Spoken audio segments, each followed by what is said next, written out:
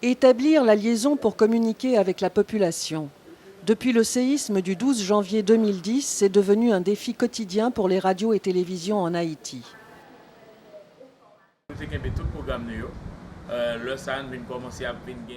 Nous avons tenu notre programmation. Dès lors, nos animateurs renforcent l'équipe.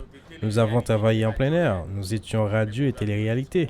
Jusqu'à maintenant, faute d'infrastructure, certaines de nos émissions ne sont pas encore reprises.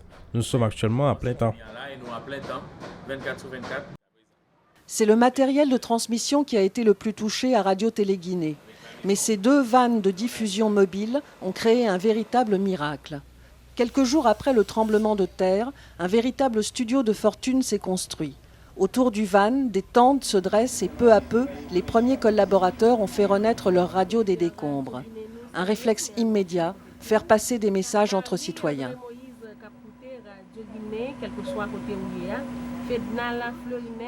Les premiers efforts de la radio consistent à sauver des vies et à guider les Haïtiens dans l'attribution de l'aide humanitaire. Message citoyen, solidarité, c'était aussi le premier souci à Radio Signal FM. Comme pas de communication téléphonique ici, donc mon ici vini dans la radio. Comme il n'y avait pas de communication téléphonique, les gens venaient directement à la station pour annoncer à leurs proches qu'ils sont vivants. Ils répondent également à leurs parents qui ont appelé de l'étranger. D'autres sont venus faire passer des annonces de recherche de membres de leur famille disparus. Ils prennent rendez-vous à l'entrée du Signal FM.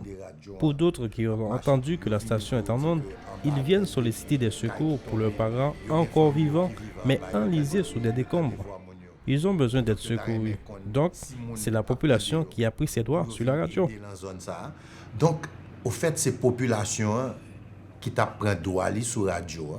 Signal FM a pu émettre 1 heure après le séisme et c'est toute une réputation qui s'est bâtie.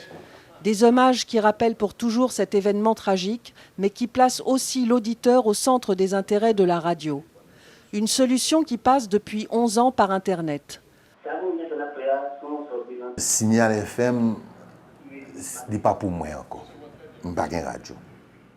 Signal FM ne m'appartient plus. Je n'ai plus de station de radio. C'est seul du peuple haïtien et de la diaspora parce qu'ils partagent une relation de souffrance, d'amour avec un média qui était présent pour les aider. Le peuple l'aime, il se l'approprie. Aujourd'hui, il faut que je sois conscient, je n'en ai qu'une partie de cette station et elle appartient à tous. C'est la raison pour laquelle les types d'émissions que nous avons actuellement facilitent la participation de tous. Les critiques nous permettront de trouver ensemble une solution durable. Pour nous, ne pas critiquer l'autre, seulement critiquer, mais ensemble, nous devons critiquer, mais pour nous porter des solutions.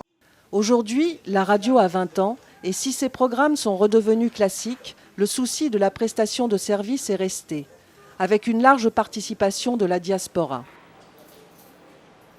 À Radio-Télé-Guinée, il a fallu se reconstruire seul, sans aide extérieure.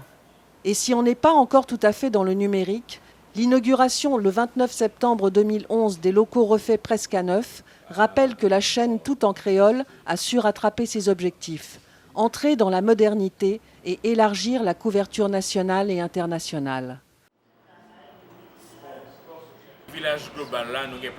Nous avons notre place au village global. Nous sommes l'écho du peuple haïtien. Comme nous avons l'habitude de le dire, Radio Guinée, c'est la voix et les oreilles du peuple haïtien. De la même manière, nous faisons entendre notre voix, dévoilons notre identité. Notre rêve, c'est de tenir une communication sans barrière et sans frontières. Avec des jeunes en formation continue venus renforcer une centaine de techniciens et de correspondants, Radio-Télé-Guinée, comme de nombreux autres médias haïtiens, a trouvé une nouvelle vitalité.